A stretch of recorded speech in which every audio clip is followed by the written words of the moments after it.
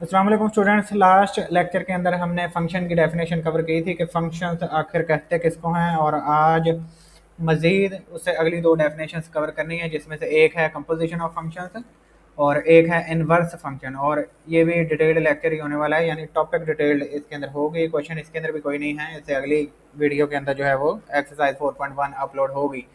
ये तीन टॉपिक जो हैं इससे रिलेटेड ही पूरी एक्सरसाइज के अंदर क्वेश्चंस हैं। आज का पहला टॉपिक है composition of functions. Composition of function is a process of combining two और more function to produce a new single function. यानी जब हम दो फंक्शन को ज्वाइन करते हैं और उससे मिलने वाला जो एक फंक्शन हमें हासिल होता है, उन दो फंक्शन को ज्वाइन करके उसको हम कहते हैं कंपोजिशन ऑफ फंक्शंस। अब लेट से ये आगे उसने फिगर बनाई है कि एक सेट है एक्स और उसके ऊपर उसने फंक्शन अप्लाई किया है जो कि एफ है, और उसको एक्स इनपुट देंगे तो जाहिर है उसके ऊपर जब एफ अप्लाई करोगे तो एफ ऑफ एक्स वो आपके पास एज अ फंक्शन बन जाता है। फिर उसके ऊपर एक और फंक्शन उसने अप्लाई किया है जी, जिसने एफ ऑफ एक्स को एज अ डोमेन लेना है, तो ये आपके पास फिर इस फॉर्म के अंदर आ जाएगा जी ऑफ एफ ऑफ एक्स, यानी इसके एक्स की जगह जिस तरह इस फंक्शन ने डोमेन जो है वो एक्स ली थी तो इसकी इनपुट की जगह एक्स इधर लिखा है। इस फंक्शन ने डोमेन जो है वो एफ ऑफ एक्स पूरा ही उठाया, जो भी इसका आंसर होगा। तो इस फंक्शन की जो डोमेन है वो G of F of X, domain नहीं यानी ये फंक्शन जो है वो फिर इस तरह लिखा जाएगा जी ऑफ एफ ऑफ एक्स। इसको बेसिकली रीड करते हैं जिस तरह एफ ऑफ एक्स हम पढ़ते हैं। तो composition of function is a process of combining two और more functions to produce a new single function. दो फंक्शन को मिलाकर जब एक फंक्शन बनता है तो वो कंपोजिशन ऑफ फंक्शन कहलाता है। उसके दरमियान या इस तरह उसको लिखने का तरीका है जी ऑफ एफ। और ये ओ ऑपरेटर जो है वो इसके अंदर हम लिखते हैं ओ, तो वो कह रहा है कि डिकम्पोजिशन ऑपरेटर जो यूज़ करता है वो ओ है। जिस तरह पीछे अलजेब्राइक अलजेब्राइक एक्सप्रेशन या अलजेब्राइक ऑपरेशन जो हमने यूज़ किए थे फंक्शन के अंदर, एडिशन सब्ट्रैक्शन और डिवीजन मल्टीप्लिकेशन, तो वो अलहदा ऑपरेशन थे। ये ऑपरेटर है एज अ ओ यूज़ होता है। Take two functions F and G, G या फिर जी से आगे जी फंक्शन अगर तीन हो तो वो इस तरह यूज़ करते हैं। रिजल्ट्स अ न्यू फंक्शन आगे वगैरह let us have a look at its definition. तो इसकी डेफिनेशन की तरफ हमने देखना है। सिंपल फॉर्म में उसने आपको बता दिया कि अगर दो फंक्शन को हम कंबाइन करके एक तीसरा फंक्शन बनाएं तो उसको हम कहते हैं कंपोजिशन ऑफ फंक्शन। डेफिनेशन है जी, let f from X to Y, यानी एक एफ फंक्शन है फ्रॉम एक्स टू वाई और एक फंक्शन है g from Y to Z. Be two function, दो फंक्शन उसने कह दिए हैं। एफ लिया है एक, जी फंक्शन लिया है जो कि फ्रॉम वाई टू जेड है या वाई टू जी है। Then the composition of f and g denoted by g of f, वो ऑपरेटर यूज किया है। Defined as the function g of f from X to Z. इसमें फ़र्क क्या आता है या मेन डेफिनेशन इसके पीछे क्या है कि अगर एक फंक्शन है फ्रॉम एफ टू वाई, इसमें वन ने मैपिंग की है टू के ऊपर, देन फंक्शन, या पहले इसको देख लो, थ्री ने की है फोर के ऊपर, टू ने की है फाइव के ऊपर, अगैन फाइव ने की है फाइव के ऊपर। फिर उसने ये सेट जो था आपके पास वाई, ये सारा का सारा एज इट इज लिखा है क्योंकि जी जो है उसने कहा है कि वो फ्रॉम वाई टू जेड होगा। और जेड सेट जो है वो उसने इसके अंदर नया लिया है 7, 11 एंड 15। और इसकी अगेन यहाँ से ऑनवर्ड मैपिंग की है। टू मैप की है 7 के ऊपर, 4 भी 7 के ऊपर, 5 11 के ऊपर, 10 भी 11 के ऊपर। तो वो कह रहा है जो फाइनल कंपोजिशन ऑफ फंक्शन या जी ऑफ एफ दोनों को ज्वाइन करके जो फाइनल फंक्शन बनेगा वो फिर ये कहलाएगा g of f from X to Z. यानी अगर एफ की डोमेन जो है एक्स है, रेंज जो है वाई है, जी एक नया फंक्शन लो, उसकी ये सेकंड सेट की जो रेंज थी वो इसकी डोमेन बन जाती है सेकंड फंक्शन के लिए। और उसका एक नया सेट जो है ज़ाहिर है जब ये इनपुट दोगे एज अ डोमेन तो एक नया सेट आपको फिर बताना पड़ता है for the range of second function. तो वो इसकी जो रेंज है वो सेकंड फंक्शन की डोमेन है, ठीक है। तो देन जी उसने लिया तो वो फाइनल बताया है कि ये वन जो है क्योंकि टू के ऊपर मैप था, टू आगे ऑनवर्ड 7 के ऊपर मैप था, तो कंपोजिशन के अंदर वन जाकर किसको मैप होगा फिर 7 को। तो वो इस तरह इसने बनाया, 1 7 के ऊपर। सिमिलरली 3 देख लो, 3 4 के ऊपर है, 4 आगे जाके 7 के ऊपर है। तो अगैन वो कह रहा है कि 3 डायरेक्टली फिर किसके ऊपर मैप होगा जब कंपोजिशन में इस तरह बेसिकली फिर वो काम करता है। वो तीसरा जो है वो पहला जो है वो तीसरे पे जाकर फिर इधर 7 के ऊपर है। सिमिलरली 2 5 पर है, 5 11 पर है, तो 2 डायरेक्टली जाकर 11 पर, और लास्ट भी इसी तरह। इसमें ये होता है कंपोजिशन ऑफ फंक्शन में इसकी डोमेन एक्स है, रेंज सेट वाई है। ये सारी डिटेल अब हम पहले लेक्चर के अंदर कवर कर चुके हैं। डोमेन रेंज क्या होती है, को डोमेन क्या होती है, तो वो अच्छी खासी उसके अंदर डिटेल कवर की है। तो वो नहीं किसी को भी आइडिया तो वो जाकर वो देख सकता है। तो नेक्स्ट जो है वो इसकी डोमेन वाई है, अब इसकी रेंज जो है वो जेड है, क्योंकि कंपोजिशन के अंदर डोमेन के अंदर से एलिमेंट ले रहे होते हैं और फाइनल आंसर ये सेट आता है जेड। तो फिर कंपोजिशन की डोमेन जो है वो एक्स बन जाती है और रेंज जो है वो हमारे पास z बन जाती है। ठीक है, ये सिंपल डेफिनेशन है। दो फंक्शन हम ज्वाइन करते हैं, पहले सेट की जो डोमेन है वही कंपोजिशन वाले की डोमेन बनती है, सेकंड सेट की जो रेंज है वो कंपोजिशन वाले की जाकर रेंज बन जाती है, उसमें पहला एलिमेंट डायरेक्टली एंड पर जाकर मैप होता है। ठीक है, डेफिनेशन इसकी ये है। तो बाय चांस इसको याद करने के लिए यहाँ से आपने ध्यान रखना है कि let f be a function, g be a function, be two function, then the composition f and g denote करते हैं जी ऑफ एफ से। डिफाइन क्या है कि g of f directly X approaches to Z या X to जी हमारा function है। तो यहाँ तक इसकी जो है वो मेन डेफिनेशन आपके पास बनती है, ये चीज़ गिवन है। यानी अगर जी ऑफ एफ है, जी ऑफ एक्स है, तो उसको आपने जी ऑफ एक्स इस तरह भी लिख सकते हैं ब्रैकेट के अंदर। ये लास्ट टाइम वाले की तरह ही है, जिस तरह इस तरह था ना, जी प्लस एफ जब ऑपरेशन यूज़ किए थे और वो मैप कर रहे हैं एक्स के ऊपर, तो उसको हम इस तरह भी लिख सकते हैं, जी ऑफ एक्स और प्लस उसको अलहदा किया था एफ ऑफ एक्स, इस तरह। तो अगर ये दोनों एक साथ हैं और फंक्शन के अंदर जब हमने लिखना होता है इस तरह कंपोजिशन के अंदर, तो वो एफ अलहदा करके भी उसको ब्रैकेट के अंदर लिखा जा सकता है। ठीक है, ये अब ये एफ ऑफ एक्स की जो है वो उसको एज अ डोमेन उसके अंदर से उठाता है। नेक्स्ट इसके अंदर है जी, नेक्स्ट फिर इसकी एग्जांपल्स हैं। ठीक है, ये आसान तरीन मज़े का काम है और कुछ नहीं है इसके अंदर, सिर्फ फंक्शन उठा के फंक्शन के अंदर पुट करना। तो अपनी कैलकुलेशन के ऊपर ज़्यादा फोकस करना है आपने, बाकी कंपोजिशन फंक्शन में इतना मुश्किल काम नहीं है। इनवर्स में एक दो चीज़ें हैं, उसमें भी खैर घबराने की ज़रूरत नहीं है, वो आएंगी तो देख लेना।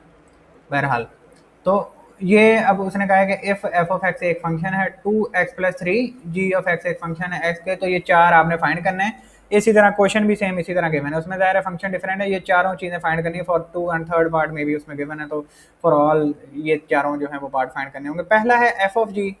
एफ ऑफ जी से मतलब ये है एफ बाहर रहेगा, जी ऑफ एक्स आपने उसको अंदर रखना है। अब जी ऑफ एक्स क्या गिवन है, एक्स स्क्वायर, तो इसके अंदर आपने लिखना है x square. Next f of x है हमारे पास ये। ठीक है, तो पहले था फंक्शन एफ ऑफ एक्स, ये फंक्शन गिवन है आपको two x plus three, f of x equal to two x plus three. ठीक है, अब इसमें जहाँ जहाँ एक्स है ना हमारे फंक्शन में, उसमें अब एक्स की जगह इधर क्या आ गया है, एक्स स्क्वायर, तो वो आपने सिंपल एक्स स्क्वायर ही उस फंक्शन के अंदर पुट करना है। मजीद कैलकुलेशन होती है तो करनी है, नहीं होती तो नहीं करनी है। अब इस केस में जिस तरह नहीं होती, two x square plus three है, तो इसमें मजीद कोई कैलकुलेशन नहीं हमारे पास होती, वो सिंपल इसी को फाइनल आंसर है तो वो एज इट इज छोड़ देते हैं। तो f of g of x है, तो इसका मतलब फंक्शन एफ के अंदर हमने जी ऑफ एक्स पुट करना है जहां जहां भी एक्स है। अब इसमें एक ही जगह एक्स है, तो वैल्यू भी एक ही जगह पुट होगी, सिर्फ एक्स की जगह। अगर ये इस तरह होता two x plus nine x let say, या इसको इस तरह कर लेते हैं two x square plus nine है, क्योंकि वो तो ऐड होकर 11 एक्स ही बन जाएगा ना। तो इस एक्स स्क्र की जगह आपने फिर वो एक्स स्क्र पुट करना था, यानी ये सारा का सारा एक्स स्क्र एक्स की जगह पुट करना है। तो ये मैंने कर दिया। अब इसका स्क्वायर बाहर है तो वो बाहर लिखना पड़ेगा एक्स्ट्रा, एक्स्ट्रा नहीं जो उसका अपना है। और इस एक्स की जगह भी आपने पुट करना है एक्स स्क्वायर, तो एक्स स्क्वायर टू स्क्वायर से मल्टीप्लाई होकर पावर 4 हो जाती है, प्लस नाइन एक्स स्क्वायर, ये इस तरह आंसर आ जाएगा। ठीक है, तो फंक्शन के अंदर जहाँ जहाँ भी एक्स पड़े होंगे वहाँ हर जगह आपने वही सारा का सारा फंक्शन पुट कर देना। अब ये तो सिंपल एक्स स्क्वायर है ना, लेट से वो जी ऑफ एक्स आपको दे दे, अगर इस तरह दे दे एक्स स्क्वायर प्लस वन। ठीक है, तो वो सारा का सारा ही फिर इसके अंदर सिर्फ एक्स स्क्वायर नहीं आएगा, फिर इसके अंदर आप लिखोगे x square plus one, similarly यहाँ भी लिखोगे एक्स स्क्वायर प्लस वन, और इसका स्क्वायर ओपन करोगे तो ये डिटेल थोड़ी सी और इसके अंदर जो है वो लेंथी हो जाएगी। तो कंपोजिशन कुछ नहीं है, सिर्फ एक फंक्शन, दो फंक्शन आपको गिवन होंगे, ये कुछ भी फाइंड करने के लिए कह सकता है, तो एक फंक्शन दूसरे के अंदर पुट करना होगा। अब एफ ऑफ एफ है तो इसका मतलब एफ ही उठा के एफ के अंदर पुट करना है, जी ऑफ जी है इसका मतलब जी ही उठा के आपने जी के अंदर पुट करना है। ठीक है, ये अब जी ऑफ एफ है, जी के अंदर एफ ऑफ एक्स लिखा है, f of x two x plus three given था, फिर क्योंकि जी फंक्शन जो है वो एक्स स्क्वायर है इधर। ठीक है, आई होप वो क्लियर उसमें से नजर आ जाए। तो उसमें से फिर आपने ये टू एक्स प्लस थ्री उस एक्स की जगह पुट किया है उसने, ये जी ऑफ एक्स जो था, तो स्क्वायर बाहर आ गया, स्क्वायर ओपन किया तो ये आपके पास फाइनल आंसर आ गया। अब एफ ऑफ एफ है, यानी एफ ही टू एक्स प्लस थ्री ही उठा के टू एक्स प्लस थ्री के अंदर पुट करना था, तो एक्स इसका यहाँ था, टू एक्स ये टू है, ये एक्स है, ये प्लस थ्री है, तो उस एक्स की जगह सारी वैल्यू आ गई, फिर मल्टीप्लाई किया तो फाइनल आंसर जो है वो ये आ गया। नेक्स्ट जी ऑफ जी है, यानी एक्स स्क्वायर ही उठा के एक्स स्क्वायर में पुट करना है, तो पावर मल्टीप्लाई करोगे तो 4 आ जाएगी। ठीक है, यहाँ ये एग्जाम्पल नंबर जो है वो 7 कंप्लीट होती है, इतनी मुश्किल नहीं है क्योंकि डेफिनेशन इसकी इतनी मुश्किल नहीं है। इनवर्स फंक्शन के अंदर चलते हैं, उससे पहले ये तीन टाइप्स हैं फंक्शन की।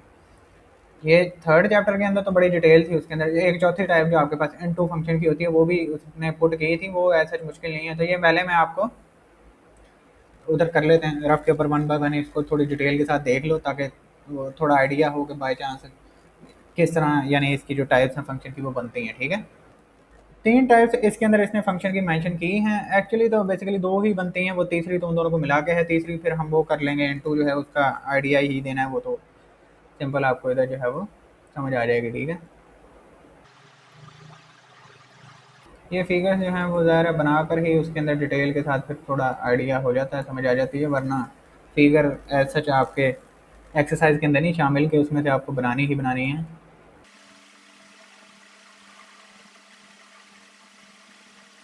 1 to 1 सिंपल आपके पास वो फंक्शन होता है जिसके अंदर उसके नाम से ही आपको पता लग जाएगा कि वो, इसकी डेफिनेशन यही है कि उसके अंदर 1 to 1 मैपिंग होती है, यानी एक एलिमेंट जो है वो एग्जैक्टली एक डिफरेंट एलिमेंट के ऊपर जाकर मैप करेगा।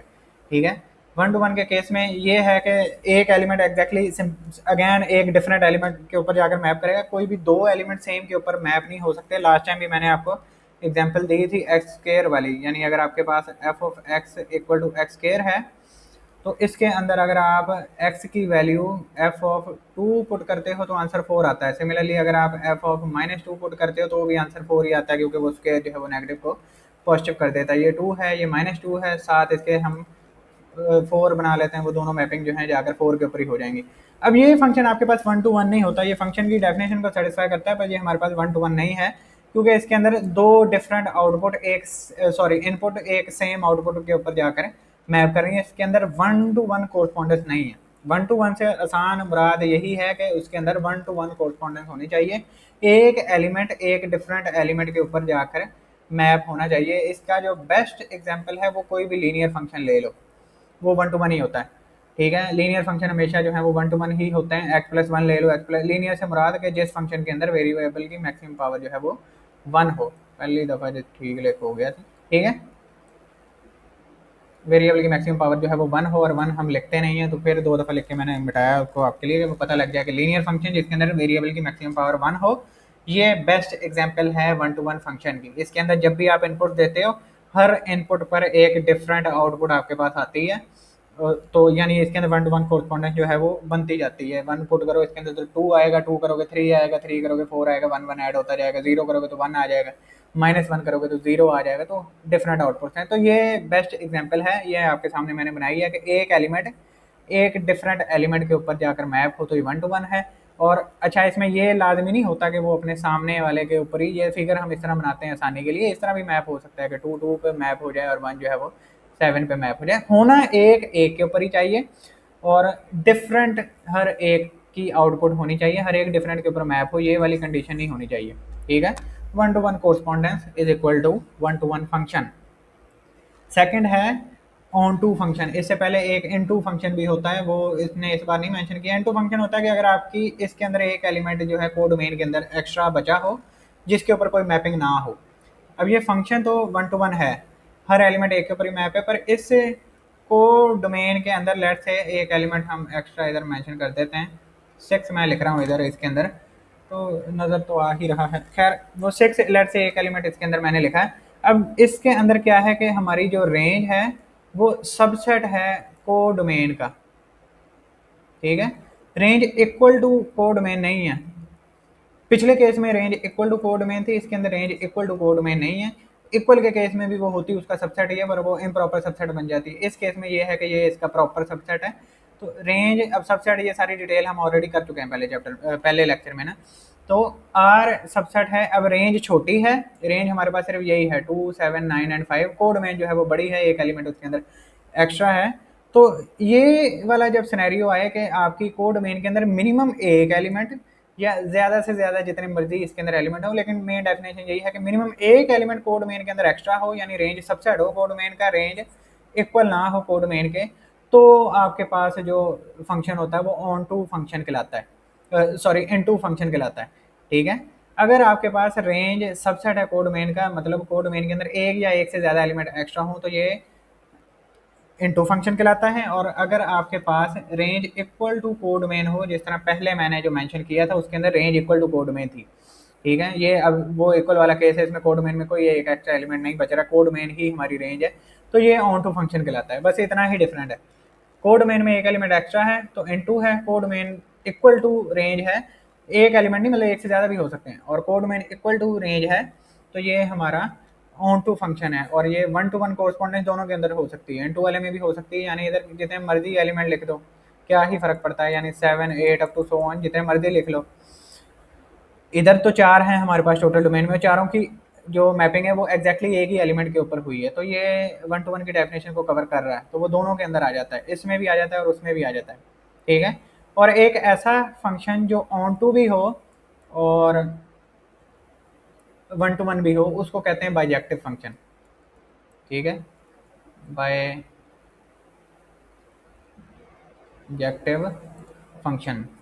बाइजेक्टिव, बाय का वर्ड जहाँ भी यूज़ होता है वहाँ कोई ना कोई दो चीज़ें उसने लाजमी मेंशन करनी होती है, ठीक है। जिस तरह बाइनरी नंबर्स आपके पास होते हैं, तो वो बाय का वर्ड जहाँ भी देखोगे वो बेसिकली दो चीज़ें जब कॉमनली शेयर हो रही हैं तो उधर बाय का वर्ड यूज़ होता है, दो के लिए ही, दो ही चीज़ें हैं तो उधर बायनोमियल जिधर यूज़ होता है सीरीज़ के अंदर, या फिर बाइनरी नंबर जिस तरह आपको मैंने पहले बताया, तो वो बाय हमेशा दो की जगह यूज़ होना है। अब जिस डेफिनेशन के अंदर या जो फंक्शन दोनों चीज़ें कवर करे, यानी जो 1 to 1 भी हो और ऑन टू भी हो, यानी इसके अंदर कोई भी एलिमेंट और एक्स्ट्रा नया ना पड़ा हो, रेंज ही इक्वल टू जो है वो कोड मेन हो, ये वाली कंडीशन जिसके अंदर बने, ऑन टू फंक्शन भी है और 1 to 1 फंक्शन भी है। 1 to 1 इसलिए क्योंकि 1 to 1 कोरस्पॉन्डेंस है, ऑन टू इसलिए क्योंकि रेंज ही इक्वल टू कोड मेन है, तो ये हमारे पास बाइजेक्टिव फंक्शन कहलाता है। ये सिंपल डेफिनेशन तीसरे फंक्शन की इसके अंदर है, यहाँ से अब देख लो तो वो और आसानी से अब समझ आ जाएगी यानी क्या लिखा है उसने।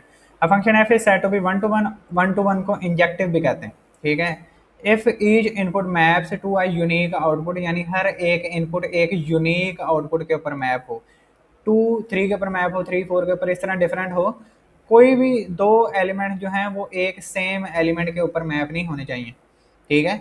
मैप हो सकते हैं, फंक्शन वो हो सकता है, जिस तरह एक्स स्क्वायर वाली एग्जांपल मैंने आपको दी है, लेकिन वो फिर 1 to 1 नहीं आपके पास होगा। इसको ग्राफ से चेक करने का भी एक बड़ा मजे का आसान तरीका है, वो आगे इसके आने तो वहीं 2 मिनट का काम है, तो वो भी देख लेना, समझ आ जाएगी इंशाल्लाह। खैर, तो a function f is said to be 1 to 1 or injective if each input maps to a unique output, यानी एग्जैक्टली एक के ऊपर, यूनिक उसी केस में है ना कि वो एक के ऊपर मैप होगा, अगर एक के ऊपर ना मैप हुआ तो वो यूनिक वाला वर्ड ही उसमें से खत्म हो जाता है। Onto function, a function is called onto और सर्जेक्टिव फंक्शन, ये नाम याद रखने। 1 to 1 को इंजेक्टिव भी कहते हैं, यानी एमसीक्यूज खैर अभी बाहर से तो नहीं आने वाला फर्स्ट ईयर, पर खैर कुछ नहीं पता होता, तो 1 to 1 जो है वो इंजेक्टिव भी कहते हैं, ऑन टू को सर्जेक्टिव भी कहते हैं। If every element in the code domain has at least one pre image in the domain, pre image का भी बताया था लास्ट लेक्चर में कि 1 की इमेज जो है वो 7 है, 7 की प्री इमेज जो है वो 1 है, ये उल्टा होता है, 1 की जो इमेज है वो हमारे पास है 7 है, एंड 7 की जो प्री इमेज है वो हमारे पास है, 7 की प्री इमेज जो है हमारे पास वो 1 है, उल्टा है, यानी अगर आपने देखना हो ना, तो वो डेफिनेशन के अंदर ये कह रहा है कि अगर आपके पास कोड डोमेन के अंदर जितने एलिमेंट्स पड़े हैं सबकी कोई ना कोई प्री इमेज पड़ी है पीछे, ठीक है, यानी वो किसी ना किसी एलिमेंट के ऊपर मैप है पीछे, तो इसका मतलब यही है, कॉमन सेंस यही है ना कि अगर हर एलिमेंट की इमेज पीछे पड़ी है तो जाहिर बात है वो कोड डोमेन ही हमारे पास फिर रेंज बनेगा, ठीक है। जब कोड डोमेन का हर एलिमेंट यूज हो गया, हर एलिमेंट की प्री इमेज पीछे है, तो वो ही इक्वल टू रेंज है, तो ये सेट सारा फुल होना चाहिए, इसके अंदर कोई भी एक एलिमेंट, अगर मैं इधर 6 लिखता हूँ, 6 की कोई मैपिंग नहीं है पीछे, तो इसकी कोई प्री इमेज पीछे नहीं पड़ी, तो इसलिए इसको हम ऑन टू नहीं कह सकते। फंक्शन जरूर कोई ना कोई इस तरह का आपको मिल जाएगा जिसकी कोड मेन और होती है और रेंज जो है वो और होती है, ठीक है। मैक्सिमम फंक्शन बहुत काफ़ी ज़्यादा फंक्शन इस तरह के होते हैं, तो सिंपल उसी चीज़ को उसने इस डेफिनेशन में लिख दिया कि कोड मेन के अंदर पड़े हर एलिमेंट की कोई ना कोई प्री इमेज होनी चाहिए, तो ऑब्वियस सी बात है इधर हमारे पास कोई एलिमेंट ऐसा नहीं होगा जिसकी प्री इमेज ना हो, तो वो फिर ये वाली कंडीशन बनेगी और ये फंक्शन आपके पास ऑन टू फंक्शन कहलाता है। Function is called bijective if it is both 1 to 1 and onto, तो अगर एक ऐसा फंक्शन है जो दोनों है, एक तो 1 to 1 मैपिंग है, दूसरी सेकंड सेट कोड डोमेन वाला सारा कवर करे, तो वो फिर बाइजेक्टिव कहलाता है। Injective 1 to 1, surjective onto, bijective जो दोनों हों, इनटू वो जिसके अंदर कोड डोमेन के अंदर कोई ना कोई मिनिमम एक, ज़्यादा से ज़्यादा जितने मर्जी एलिमेंट जो हैं वो एक्स्ट्रा हों, ठीक है जी। नेक्स्ट टॉपिक है हमारे पास आज का सेकंड टॉपिक है, ये काफ़ी इंपॉर्टेंट टॉपिक है, इंपॉर्टेंट तो खैर वो भी है, ज़ाहिर है उसके भी शॉर्ट क्वेश्चन तो हैं, इस टॉपिक के अंदर से लॉन्ग क्वेश्चन सैम्पल पेपर के अंदर है, आता है कि नहीं वो बाद की बात है, पिछले ईयर में भी सैम्पल पेपर था, आया कुछ नहीं उसमें से, वो अलहदा बात है, ठीक है, मतलब वो आटे के नमक के बराबर वाला हिसाब था। खैर, सेकंड टॉपिक जो है हमारे पास ये है inverse of function. Inverse of function a function f takes input x from a set x and maps it to an output y in set y। ठीक है, फंक्शन की डेफिनेशन ये उसने इधर लिखी है, function f takes input x from set x, यानी अगर एक फंक्शन है जिसको इस तरह डिफाइन करें तो उसने x से वैल्यूज लेनी होती है ना, तो वो इनपुट x, वो कह रहा है कि अगर x सेट लेट से हमारे पास सेट है तो वो बड़े लेटर के साथ उसको डिनोट करना पड़ेगा, ये 1 है, ये 2 है, लेट से 3 है, 3 एलिमेंट का ये एक सेट है। तो फंक्शन उसमें से पहला एलिमेंट लेगा ना जब 1, तो वो उसको इसने कहा है कि x फ्रॉम x का मतलब ये है, यानी वो छोटे x वैल्यूज को डिनोट कर रहे होते हैं, तो इसको कह देते हैं x1 x2 x3 सिमिलरली। तो वो एक एक करके वैल्यूज लेना शुरू करते हैं फंक्शन जो है ना, जब इनके प्रोग्राम हम बनाते हैं ना तो वो उसी तरह काम कर रहे होते हैं, बेसिकली वो 1 बाय 1 इनपुट लेते हैं। ठीक है, कैलकुलेशन के अंदर या प्रोग्रामिंग के अंदर भी फंक्शन एज अ काफ़ी इंपॉर्टेंट डेफिनेशन यूज होते हैं। तो वो function f takes an input x from set x, तो वो उसकी डोमेन बन जाता है, set x y from y, तो वो उसकी रेंज बन जाता है, यानी जो रेंज आती है वाई सेट के अंदर हम लिखते हैं तो वो स्मॉल वाई के साथ उसने डिनोट किया। ये फंक्शन की ही डेफिनेशन लिखी है ताकि रिकॉल हो जाए। Then the inverse function f, inverse function of f denoted by f raise to power -1। Inverse function लिखने का तरीका ये है। ठीक है, जिस तरह 9th के अंदर हमने किया था कि जब रेशियोज ली थी ना, ट्रिग्नोमेट्रिक रेशियोज इन्वर्स करके लिखते हैं, तो वो tan इनवर्स उसके अंदर फिर फाइंड करते हैं। ठीक है, डिग्री खैर उसके अंदर लिखना था, यानी मैं इधर दोबारा आपको एक दफ़ा साफ सुथरा करके बता देता हूँ।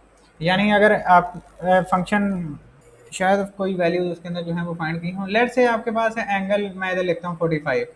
ठीक है, tan cos थीटा, ये चीज़ें जो है tan sin theta cos theta, ये सारे रेशियो जो हैं ये भी ट्रिग्नोमेट्रिक फंक्शंस ही होते हैं। ठीक है, ट्रिग्नोमेट्रिक पोलिनोमियल इक्वेशन आपको बताया था लास्ट टाइम कि उसको y लेट करके तो वो फंक्शन में डिनोट, ये ट्रिग्नोमेट्रिक फंक्शन ही पूरे कहलाते हैं। वो y इक्वल टू इस तरह यूज होते हैं tan थीटा, ये खैर बड़ी क्लासों का काम है। बस समझाना ये है कि इनवर्स फंक्शन वो f के साथ -1 ऊपर पावर लिखनी होती है, जिस तरह 9th के अंदर किया था। 45 एंगल है, मैं अगर इसके ऊपर tan अप्लाई करूँ, ठीक है, तो tan 45 डिग्री जो है आपके ऊपर, वो आपके ऊपर नहीं, 45 के ऊपर अगर tan अप्लाई करें तो वो आंसर 1 देता है। सिमिलरली अगर मैं 1 के ऊपर tan इनवर्स अप्लाई करूं तो मुझे आंसर जो है वो दोबारा 45 एंगल ही मिलता है डिग्री। इनवर्स कैलकुलेटर से करके देख लेना अगर भूल गए हो तो। ठीक है, ये इसी तरह ही है जिस तरह अगर आपके पास एक वैल्यू है, लेट से 2 है, 2 के ऊपर आप लॉग अप्लाई करो या नेचुरल लॉग कर लेते हैं उसमें, खैर नेचुरल लॉग वाला को पता नहीं अभी याद होगा कि नहीं, लॉग ही कर लो, चलो लॉग अप्लाई कर लो। log 2 का आंसर जो है वो डेसिमल के अंदर कोई ना कोई वैल्यू आएगी, मुझे एग्जैक्टली याद नहीं है, निकाल ही लेते हैं। log 2 की वैल्यू है जी 0.301 और आगे काफ़ी लंबी चौड़ी वैल्यू है, इतनी लेट से हम ले लेते हैं। ठीक है, इतनी वैसे लेने का फ़ायदा नहीं है, वो डेसिमल के अंदर एरर, इतना तो एरर ही आ जाता है उसके अंदर। तो खैर 0.3010 लेट से ये वैल्यू है, इसके ऊपर मैंने log 2 के ऊपर लॉग अप्लाई किया और ये वैल्यू मेरे पास आ गई। इसके ऊपर जब हम एंटी लॉग अप्लाई करेंगे ना तो हमारे पास है, यानी अगर मैं इसके अंदर लिखूँ 3010 तो अगेन हमें 2 ही मिलेगा। लॉग का इन्वर्स फंक्शन जो है वो एंटी लॉग है। नेचुरल लॉग जब हम अप्लाई करते हैं उसका इन्वर्स फंक्शन एक्सपोनेंशियल है, ई यूज़ करते हैं जब नेचुरल लॉग किसी का लेना हो, यानी लॉग और नेचुरल लॉग ये कट के आंसर जो है वो 1 आता है। tan और tan इनवर्स ये भी कट के आंसर जो है वो 1 आता है। बेसिकली ये कट नहीं हो रहे होते हैं, ये अप्लाई हो रहे होते हैं। tan 45 के ऊपर अप्लाई किया आंसर 1 आ गया, 1 के ऊपर tan इनवर्स अप्लाई किया तो आंसर जो है वो 45 आ गया। तो ये अप्लाई नहीं होते, कट होते हैं। लॉग भी ये कट नहीं हो रहे होते हैं। मेरे स्टूडेंट के इस तरह लिख के एंटी लॉग साथ इसके लिख के जब दोनों साइड पे अप्लाई करना होता था, फिर ये कट करते थे, मैं क्वेश्चन कट कर देता था। ठीक है, ये कई दफ़ा उनको समझाया कि ये काम नहीं करना होता, वो अप्लाई हो रहे होते हैं, पहले लॉग अप्लाई होता है तो हम डायरेक्टली इसकी वैल्यू नीचे 2 लिखते हैं। तो वो भी कट करते थे, मैं भी कट करता था, लड़ाई ही हमारी जो है वो रहती थी। ठीक है, खैर तो ये चीज़ है। सिमिलरली एक और मैथड, अब ये फंक्शन नहीं है पर समझने के लिए बताने लगा हूँ कि लेट से मेरे पास 2 है, मैं 2 के ऊपर स्क्वायर अप्लाई करूँ तो आंसर क्या आ जाएगा 4। 4 के ऊपर अगर मैं रूट अप्लाई कर दूँ तो आंसर क्या आ जाएगा दोबारा 2। तो ये इनवर्स फंक्शन भी इसी तरह ही काम करता है। ये पहले मैंने एग्जाम्पल दे दी है ताकि अब डेफिनेशन समझना जो है वो आसान हो जाए। Then the inverse function f inverse से डिनोट करते हैं रिवर्सेस द प्रोसेस। सिंपली वो प्रोसेस को रिवर्स कर देता है। It takes y as input and x as output. Function के अंदर इनपुट जो है वो x की होती है, डोमेन x होती है और रेंज जो है वो y होती है, यानी फंक्शन इस तरह अप्लाई होता है x to y। Inverse function जो है वो उल्टा अप्लाई होता है। ठीक है, उसने इनपुट y से लेनी होती है और आउटपुट जो है वो x हमें देता है, और ये अभी ऊपर किया है इधर। ठीक है, फंक्शन हमें बताता है वन की इमेज क्या है, टू। अगर आपने जानना है कि टू की प्री इमेज क्या थी, टू क्या पुट करने पर हम, वन की इमेज टू नहीं है, ये लाइनें मैंने टेढ़ी कर दी थी ना वो समझाने के लिए, तो खैर इसको कर लो।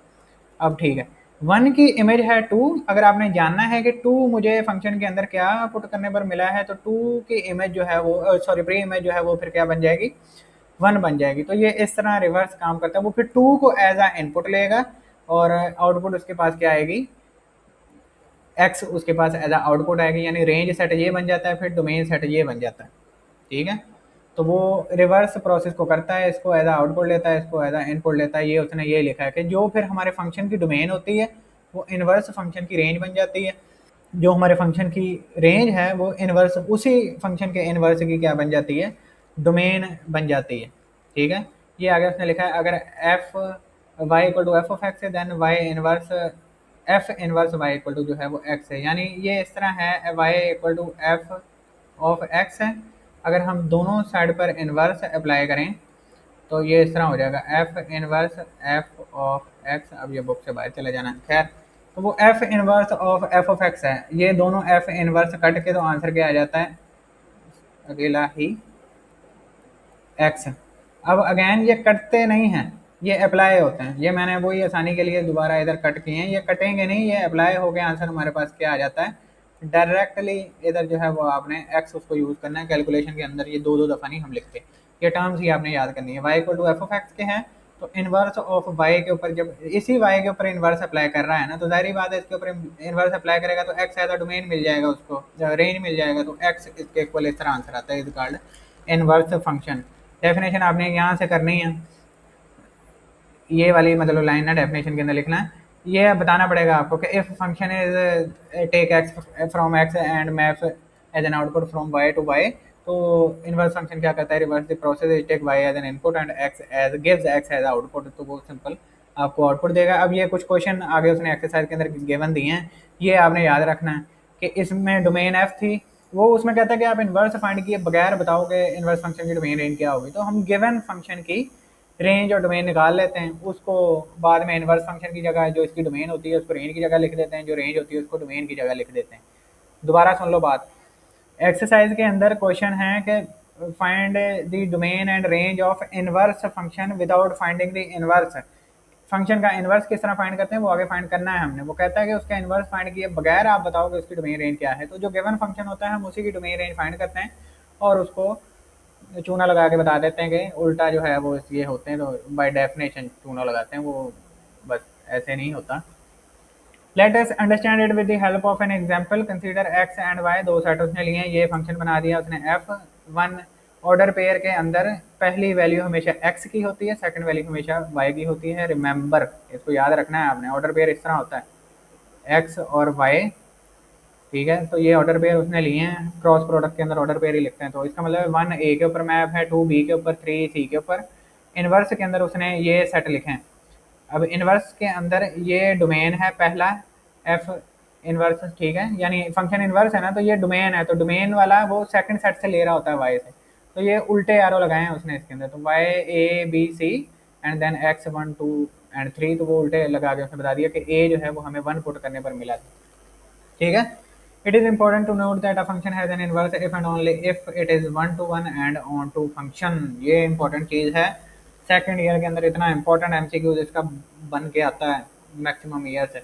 It is one to one and onto, यानी वो कह रहा है कि इनवर्स किसी भी फंक्शन का इनवर्स सिर्फ तब ही होता है जब वो आपके पास वन टू वन हो, या फिर नहीं, दोनों होने चाहिए। इसको रेज करते हैं दोबारा, क्या ही बनानी है, लो रेज देख लो किस तरह हुआ है, दोबारा ही बनाते हैं। कोई नहीं, मैं फास्ट फॉरवर्ड कर दूंगा तो वो जल्दी ज़रा इसके अंदर कवर हो जाएगी। अच्छा, इतनी बुरी राइटिंग नहीं मेरी क्वेश्चन सॉल्व करते हुए आएगी, टेंशन ना लो, मतलब इतनी कोई हसीन भी नहीं आने वाली, पर उम्मीद तो यही है कि इतनी बुरी नहीं होगी ऑनलाइन इसके अंदर। खैर, अब ये वन टू वन फंक्शन मैंने बनाया है जिसके अंदर वन टू वन मैपिंग है, एक एलिमेंट एग्जैक्टली एक डिफरेंट के ऊपर मैप है। ठीक है, तो वो कह रहा है इनवर्स फंक्शन जो है वो सिर्फ तब ही आपके पास वैलिड है जब आपके पास सेट जो है वो वन टू वन हो और ऑन टू हो। ऑन टू की डेफिनेशन अभी की है कि जिसकी कोड मेन सारी की सारी इस्तेमाल हो, उसके अंदर कोई एलिमेंट एक एक्स्ट्रा इधर ना पड़ा हो, जिसकी कोई मैपिंग पीछे ना हो, तो सारी की सारी कोड मेन इस्तेमाल हो, कोड मेन ही इक्वल टू रेंज हो, तो वो हमारे पास कहलाता है ऑन टू फंक्शन। और ऑन टू भी होना चाहिए function for inverse and one to one भी, यानी आसान अल्फाजों में फंक्शन आपका होना चाहिए बाइजेक्टिव, ठीक है।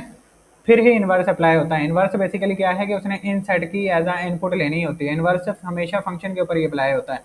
तो फंक्शन अप्लाई हो गई, ये वैल्यूज आ गई इनवर्स के लिए, फिर वो इनको एज एन इनपुट लेगा, ये आउटपुट आएंगी। लेट से अब मान लो कि इधर 10 पड़ा है, तो जब वो बारी बारी चेक करता है 10 के ऊपर आएगा ना, तो 10 को जब उसने एज एन इनपुट उठाना है, 10 की तो पीछे कोई मैपिंग ही नहीं है, मैपिंग नहीं है, तो फिर उसको पीछे उसकी वो आउटपुट मिलेगी नहीं। तो इस तरह इनवर्स फिर इनवैलिड हो जाता है इस पोजीशन के ऊपर आकर, ठीक है।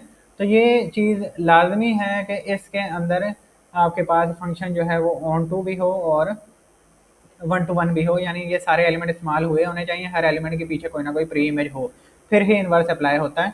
और आपको ज़ाहिर है वो इतनी डिटेल में तो नहीं लेके जाएगा, क्वेश्चन ही वो गिवन देगा जिनका इनवर्स फंक्शन जो है वो पढ़ा है। नहीं पढ़ा होगा तो वो फिर चेकिंग के लिए होते हैं, लेकिन वो हायर क्लासेस में होते हैं, तो इसलिए ये इस लाइन का मतलब है, ठीक है। तो बाई चांस अगर आ जाता है ये एमसीक्यूज बन के, तो याद रखना इनवर्स फंक्शन सिर्फ तब ही वैलिड होता है जब आपके पास फंक्शन वन टू वन भी हो और ऑन टू भी हो। आसान अल्फाजों में वो एमसीक्यूज में बाइजेक्टिव भी दे सकता है, ठीक है।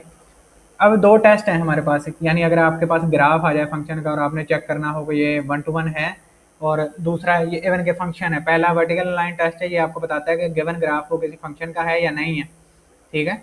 वर्टिकल लाइन टेस्ट ने ये बताना होता है आपको कि आपको पास ग्राफ गिवन है, ये अब लेट से ग्राफ है, ये ग्राफ है, ठीक है। वर्टिकल लाइन आपने एक स्ट्रेट लाइन वर्टिकली लगानी होती है, इस तरह लाइन हो तो वर्टिकल होती है, इस तरह लाइन हो तो वो हॉरिजॉन्टल होती है, और मेरी दोनों ही गलत है।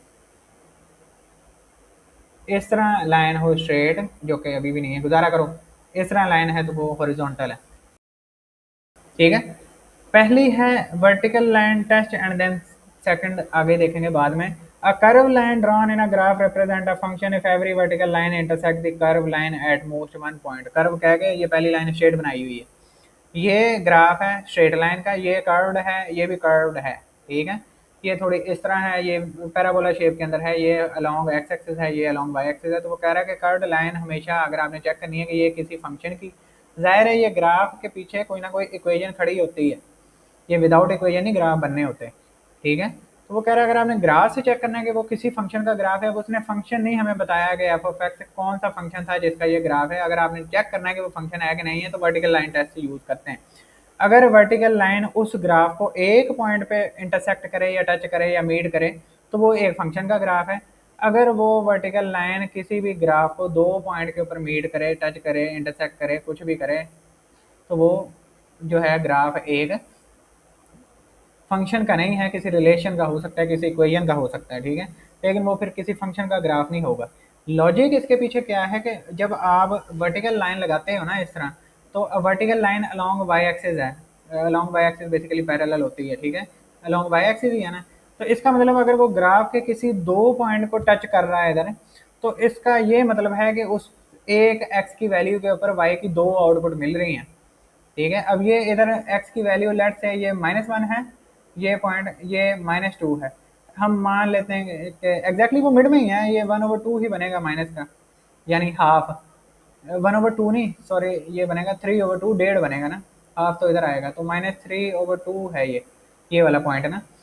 तो अब इस डेढ़ या 1.5 पॉइंट के ऊपर आपको इधर y की वैल्यू जो है इधर प्लस की 2.5 भी मिल रही है, और इधर y की वैल्यू माइनस की 2.5 भी मिल रही है। इससे मुराद ये है कि मैंने x पुट किया -1 और y की वैल्यू मुझे -2.5 भी मिल गई और प्लस का 2.5 भी मिल गई, यानी एक एलिमेंट दो के ऊपर जाकर मैप हो गया है।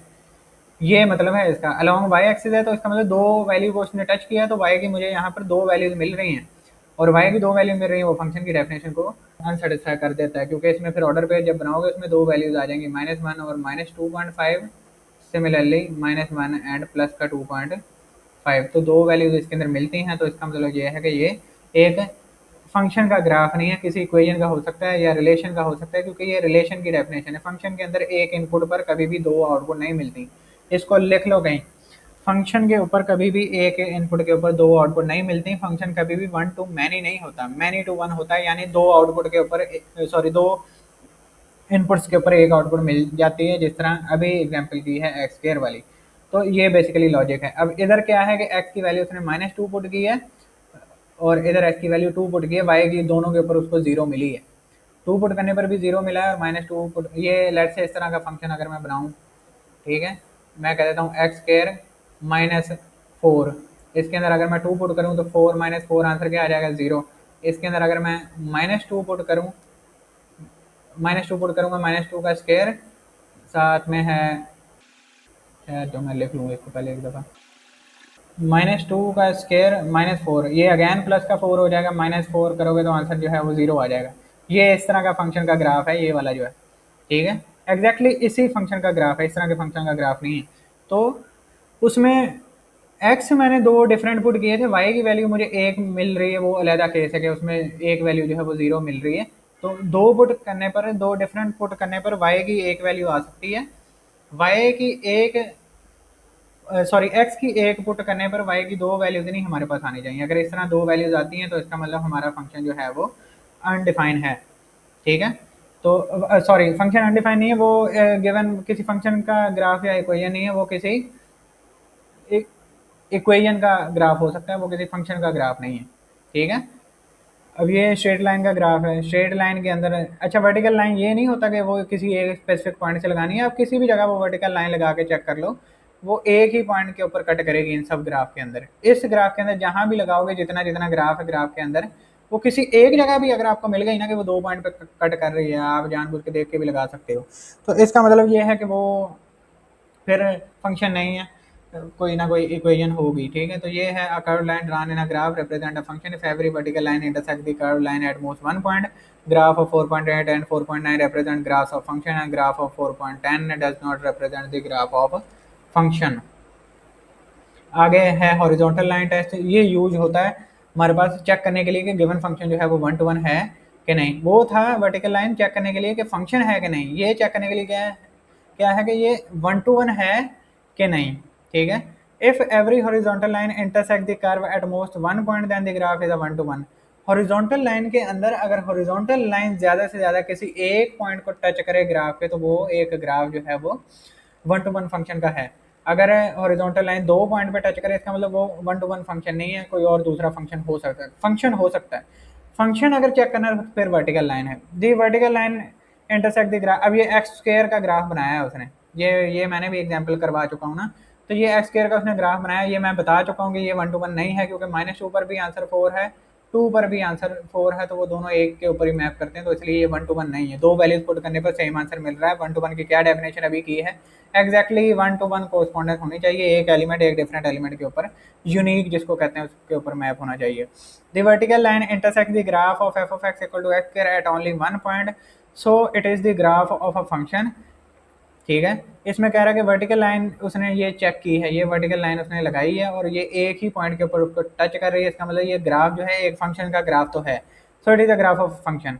It fails in horizontal test, so it is not a graph of 1 to 1 function. अब ये अगर इधर लाइन उसने लगाई है तो वो दो पॉइंट पे टच की है, वही उसने एग्जाम्पल लिया, 2 पुट किया तो भी आंसर 2 पुट किया आंसर, ये पॉइंट इधर उसने नहीं मैप किया, 2 का एग्जैक्टली पॉइंट यानी 2 के सामने अगर आओ तो वो यहाँ पर बनेगा 4। 2 के ऊपर ग्राफ इसने फिर किस तरह बनाया है, यानी अगर मैं 2 पुट करूँ तो वैल्यू आती है 4, 4 बनता है यहाँ पर, ठीक है।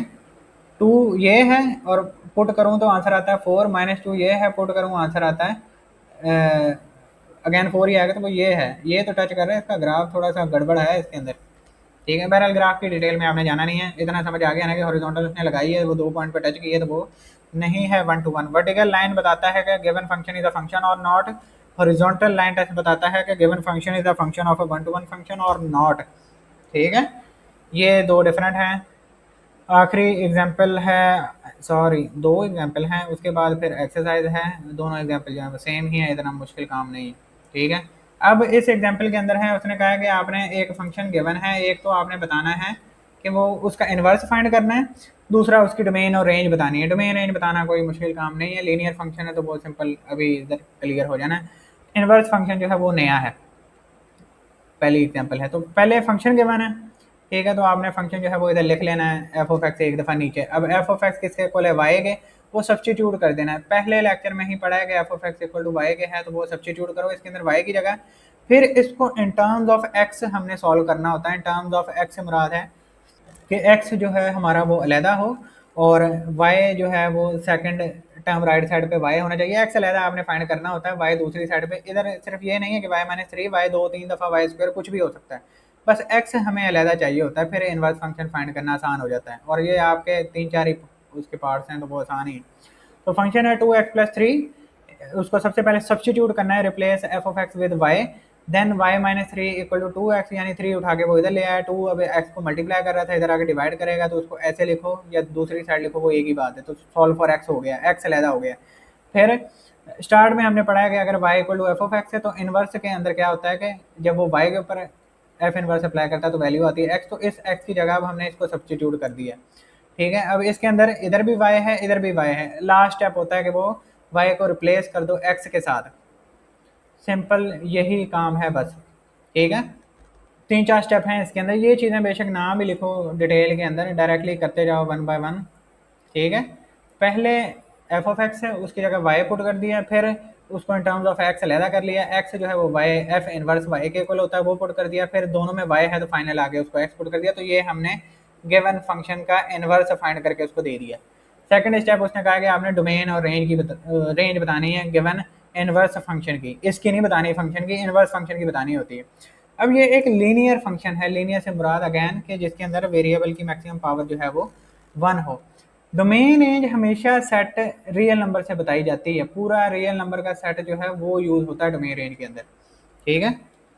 इसको थोड़ा सा डिटेल तलब है, इतना ज़्यादा नहीं, पर ये इधर देख लोगे तो बाद में फिर फंक्शन क्या है 2x+3, 2x+3 डोमेन भी सारे रियल सेट से चेक करनी होती है और रेंज भी जो है वो सारे रियल सेट से चेक करनी होती है। रियल सेट हमारे पास अगर रियल लाइन के ऊपर बनाएं, मिड में 0 होता है, राइट साइड पर जो है वो पॉजिटिव वैल्यूज होती हैं up to positive infinity, left side पर नेगेटिव वैल्यूज होती हैं अप टू नेगेटिव इन्फिनिटी।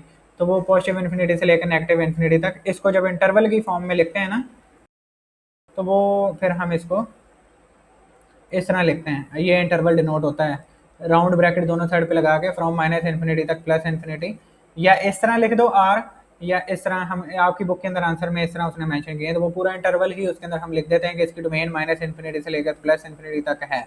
मुराद क्या है कि इसके अंदर हमने एक्स की वैल्यूज पुट करनी होती हैं रियल नंबर में से, इसके ऊपर कोई रिस्ट्रिक्शन नहीं है, सारी वैल्यूज हम पुट कर सकते हैं। लास्ट टाइम बताया था कि फंक्शन अगर इस तरह का हो 1/x, तो इस फंक्शन में हम जीरो नहीं पुट कर सकते क्योंकि ये फिर इसको अनडिफाइन कर देता है फंक्शन को। तो इसमें से फिर हमें रियल नंबर के अंदर से जीरो जो है वो माइनस करना पड़ता है, क्योंकि जो नंबर अनडिफाइन कर रहा हो वो फिर हम रियल नंबर के अंदर से माइनस कर देते हैं। अब इसमें कोई रिस्ट्रिक्शन नहीं है, माइनस के नंबर पुट कर लो तो भी आउटपुट मिलती जाएगी, जीरो पुट करोगे तो आंसर 3 आ जाएगा, प्लस के नंबर पुट कर लो तो भी आउटपुट मिलती जाएगी। अल्टीमेटली सारा रियल नंबर इसके अंदर पुट कर सकते हैं, तो सारा रियल नंबर ही इस फंक्शन की जो है वो डोमेन ऑफ एफ बन जाएगा। रेंज भी अब इसी तरह ही है, लीनियर फंक्शन की डोमेन रेंज याद रख लो हमेशा रियल नंबर ही होता है। लीनियर वो जिसमें एक्स की मैक्सिमम पावर 1 हो, इसमें एक्स की पावर 1 है लेकिन वो डिनोमिनेटर में है, जब ऊपर लेकर जाओगे तो वो -1 लिखी जाएगी। ये पोलिनोमियल या लीनियर इक्वेशन में भी नहीं आता ना, क्योंकि वो उसकी पावर इंटीजर्स में होनी, इंटीजर में नहीं पॉजिटिव इंटीजर्स में होनी चाहिए। तो ये लीनियर है और इसमें लीनियर में एक्स की पावर 1 होती है और लीनियर फंक्शन की डोमेन और रेंज कंप्लीट सेट आर होता है। उसने लिखा है ऑल रियल नंबर्स, ठीक है। ये पहला मेथड है, आर लिख लो। ये आपके बुक के अंदर आंसर इस तरह है, इंटरवल लिख दो from negative infinity to positive infinity, सारे नंबर हम पुट कर सकते हैं, जीरो भी रैशनल नंबर भी सारे पुट कर सकते हैं, डेसिमल वाले भी प्लस वाले भी सारा कुछ, या फिर इस तरह लिख दो और रियल नंबर। तो इसकी डोमेन भी यही है, फंक्शन की रेंज भी यही है, पर उसने फंक्शन की नहीं पूछी, उसने इनवर्स फंक्शन की पूछी है। तो पहले हमने फंक्शन की बता दी कि क्योंकि और रियल नंबर है तो गिवन फंक्शन की जो डोमेन है वो इनवर्स फंक्शन की रेंज बन जाएगी, ये एरो लगाया उसने, गिवन फंक्शन की जो रेंज है वो इनवर्स की डोमेन बन जाएगी। तो फंक्शन की किसी तरह आइडेंटिफाई कर लो, बाद में उल्टा करके लिख दो तो वो इनवर्स की बन जाती है।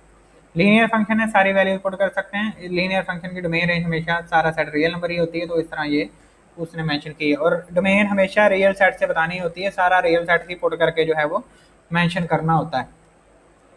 नेक्स्ट हमारे पास लास्ट आज की एग्जांपल है और इधर जो है वो वीडियो भी इसके बाद एंड हो जाएगी। वीडियो की लेंथ इसकी भी अल्हम्दुलिल्लाह काफ़ी है।